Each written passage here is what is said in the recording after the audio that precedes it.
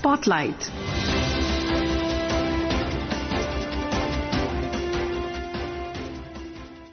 This is Akashvani. In the program Spotlight, now we bring you a discussion on Union Cabinet decisions. The participants are Sharad Kohli, Economic Analyst, and Vaibhav J. Shrivastava, Anchor. The Indian Cabinet, under the leadership of Prime Minister Narendra Modi, has taken some critical decisions. The Cabinet has approved the Export Promotion Mission to strengthen India's export ecosystem with an outlay of rupees 25,060 crore rupees. The Cabinet has approved the Credit Guarantee Scheme for exporters. It has also approved the royalty rates for minerals critical for green energy, and it has passed an important resolution on the explosion near Red Fort in Delhi. To understand these decisions and how they will benefit the country, we have with us a very, very special guest in the studios of Akashvani. We're joined in by Senior Economic Analyst Shri Sharad Kohli ji. Sharad ji, welcome to the studios of Akashvani. Good evening, Vaibhav, and good evening to all the listeners of Akashvani. Before we move further with the discussion, let's hear the words of Union Cabinet Minister Shri Ashwini Vaishnav. 3 बड़े और फैसले लिए गए. सबसे पहला एक नया export promotion mission launch किया गया है. दूसरा क्रेडिट गारंटी स्कीम एक्सपोर्टर्स के लिए. आज की जो परिस्थितियां हैं उन परिस्थितियों में क्रेडिटर्स हमारे एक्सपोर्टर्स को कैसे सपोर्ट करें, उसके लिए credit guarantee scheme 20,000 crore rupees की आज अप्रूव हुई है कैबिनेट में माननीय प्रधानमंत्री जी के नेतृत्व में. और तीसरा हमारे जो क्रिटिकल मिनरल्स का प्रोडक्शन है उसके ऊपर कानून में एक अमेंडमेंट किया गया है जिससे कि critical mineral production can increase in our country. The Export Promotion Mission, this is a very comprehensive mission which has been approved by the Cabinet under the leadership of our Honorable Prime Minister. As you recall, in the previous budget, this announcement was made that one export promotion mission will be started. तो आज ये export promotion mission start किया गया है. 25,060 करोड़ रुपए का इसका outlay है. 6 साल की इसकी अवधि है और इसमें बहुत ही कॉम्प्रिहेंसिव तरीके से पूरे कंप्लीट एक्सपोर्ट के इकोसिस्टम को सपोर्ट करने का इसमें डिसीजन लिया गया है. 2 इसके पिलर्स हैं. पहला पिलर है निर्यात प्रोत्साहन और दूसरा है निर्यात दिशा. इसका कंप्लीट डिजिटल इम्प्लीमेंटेशन होगा कॉमर्स मिनिस्ट्री में. निर्यात प्रोत्साहन ये प्राइमरीली क्रेडिट की अवेलेबिलिटी और क्रेडिट की कॉस्ट कम हो उस पर फोकस किया गया है. Sharad ji, 2 very important decisions to discuss. First, the Cabinet has approved the Export Promotion Mission and also the approval for the Credit Guarantee Scheme for exporters, a dual methodology of the government through which they wish to promote exports of the country, make the system completely strong, and they wish to safeguard the system from international vagaries. Your views, sir? Absolutely. I think this is a double bonanza for the exporters because it's very rare. And this also speaks of India's prowess of exports because if a cabinet decides on specialized schemes for exporters, that too with this volume 25,060 crores for the export promotion mission. In fact, export promotion mission has been in discussion for a long time. And then CGSE, the credit guarantee scheme for exporters, both combined together, 45,060 crores, which is a very, very sizable amount. And this will be spread across 6 years. I think the exporters in India have a reason to heave a sigh of relief and also to celebrate. And I'll tell you why both, because as he mentioned, twofold objective. One was Niryat Protsahan, which is encouragement, to encourage exporters to probably find newer markets, to encourage exporters to look for newer directions, to encourage exporters also to go for credit which is available at a lower cost, because any export-related activity is backed by a manufacturing activity or some kind of an activity which is involved in business. For example, marine products. Well, marine products also involve processing of marine products and so and so.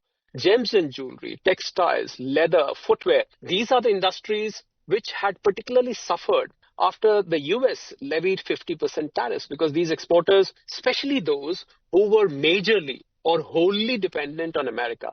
I think there were a series of dialogues and discussions ever since these tariffs were levied a few weeks ago between the ministry and the export promotion councils, the export promotion organizations, the trade associations dealing with exports. There was a series of dialogues between Ministry of Commerce and the government, to find out ways and means as to how to support the exporters. And exporters themselves, they were in touch with 40 other countries to find alternates to this American policy, which is probably impacted the export to a certain extent. And, finding new market, the other objective was finding new directions.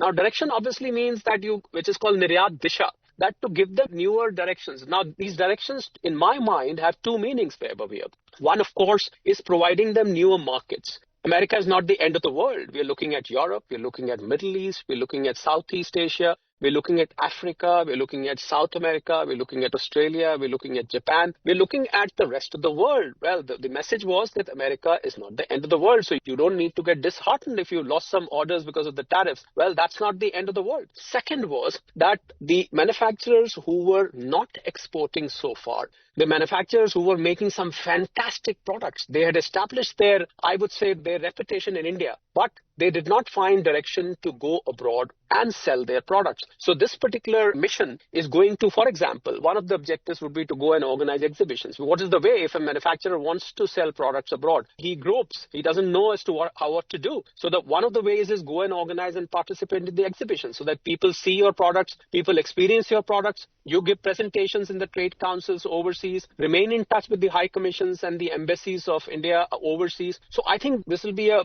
consolidated effort, I would say, to make sure that these exporters find newer markets and they are able to go global with their product. And I think the exporters who are listening to me and you, Vaibhav, I would like to personally convey to them that don't just listen to this as a scheme. You must go through the details, the nitty-gritties of the scheme, and you should see as to how does this apply to your line of manufacturing, to your line of business, and how can you avail the benefit. And one of the major things in as far as the credit guarantee is concerned is because when the American tariffs were levied, there was a problem of working capital. Some exporters I met, they had a lot of unsold stock. Some exporters I met, they had, they found other markets. But then, for example, for engineering goods, they needed a bit of tweaking in the machinery that they were carrying for making these goods, or they needed a different kind of raw material. So they needed more money. So that's where this credit guarantee scheme for exporters comes to the rescue, that you'll get now finance at a lower cost. You'll get it easily. The terms and conditions would be more relaxed. So you can go for this finance, diversify your product, diversify your market, expand your market,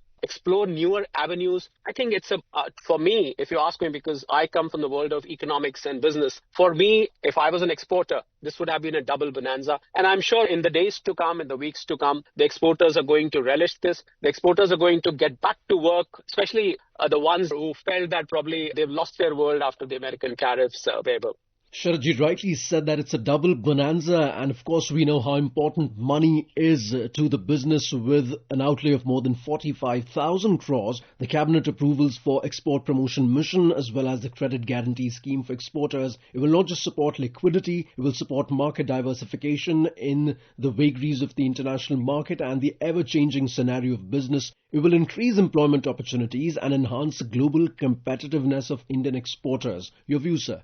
Absolutely. When you take your product overseas, when you start exporting, obviously if you were exporting, let's say 100 units in India, for example, and you get order for another 50 units, now you need 150. So you need to produce 150, which means you need to enhance your production capacity. And when you enhance your production capacity, you not just make capital investment, but you need more hands to run that machinery. So that's the way it generates more employment. Our country gets more foreign exchange, for that matter. Our foreign exchange coffers, they get enriched.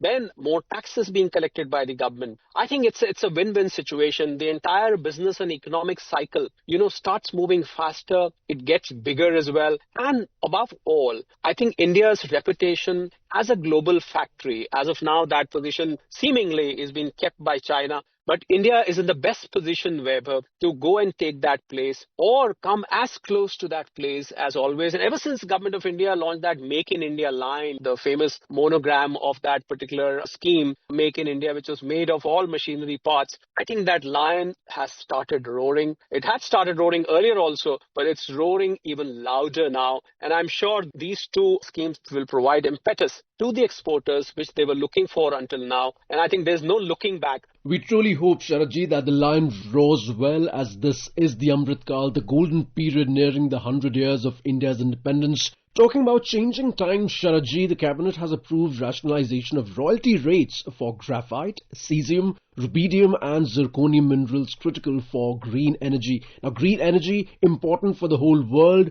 important for the future. Every country wants sustainable energy for itself. How important is the decision of the Cabinet at this critical time regarding these minerals, not just in terms of the critical minerals, but also in terms of green energy?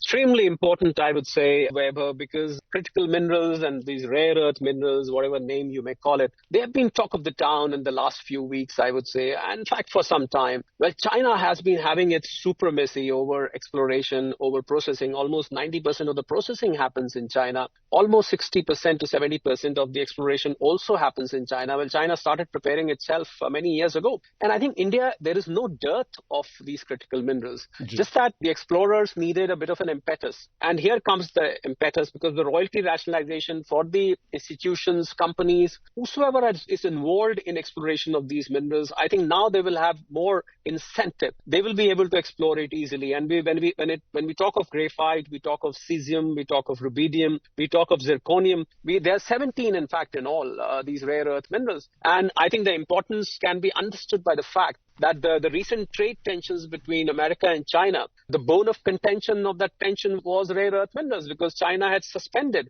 the export of rare minerals. And, the dependence of the world now, not just America, whether it's defense equipment, whether it's electronic equipment, whether it's green energy equipment, there is so much of dependence on these rare earth minerals that people never used to notice earlier, because things were as smooth as they were. But ever since their importance is being recognized now, I think India, obviously the intention of the government is that India should become self-sufficient. India should not be dependent on another country for their imports. So the promotion for exploration, I think, is in that direction. And now the explorers will be able to get better deal. They will be able to get royalty on better terms. And I think if India becomes self-sufficient, India will be able to not just make sure that internal consumption of these rare earth minerals is supported by this supply, but India may also be in a position to export, because all the countries which are exporting rare earth minerals at this point of time, I can tell you as an economist that those countries are in hot demand. So I think Prime Minister's slogan of being Atmanirbhar ever since COVID came, this is a very, very important step, because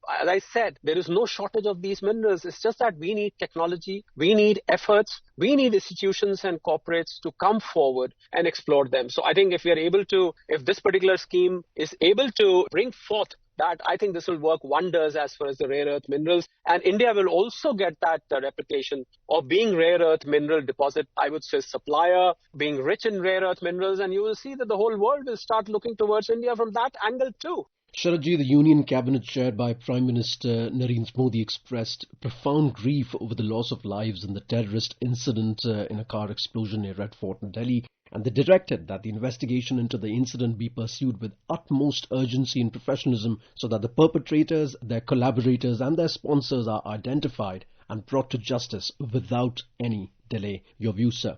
This is one incident which needs to be condemned by one and all. Nothing can be more hateful than this. I mean, killing innocent people. Now it is established. I think the government of India is also close to recognizing that this is an act of terrorist activity. And there is a whole module which is working behind. There is a whole chain which is working behind. I'm sure our investigating agencies are working towards unfolding the answers or bringing forth the secrets which were hidden, which led to this incident.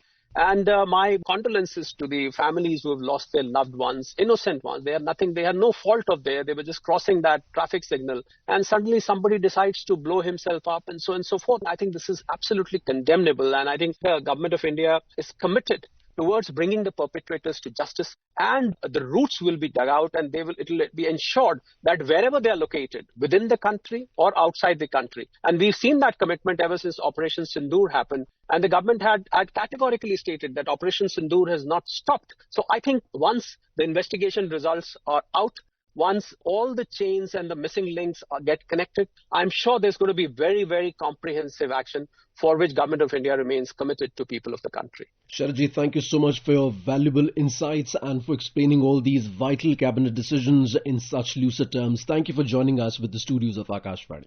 It was my pleasure. Thank you. You were listening to a discussion on Union Cabinet decisions. The participants were Sharad Kohli, Economic Analyst, and Vaibhav J. Shrivastava, anchor. This program is produced and presented by the News Services Division of Akashvani. Spotlight.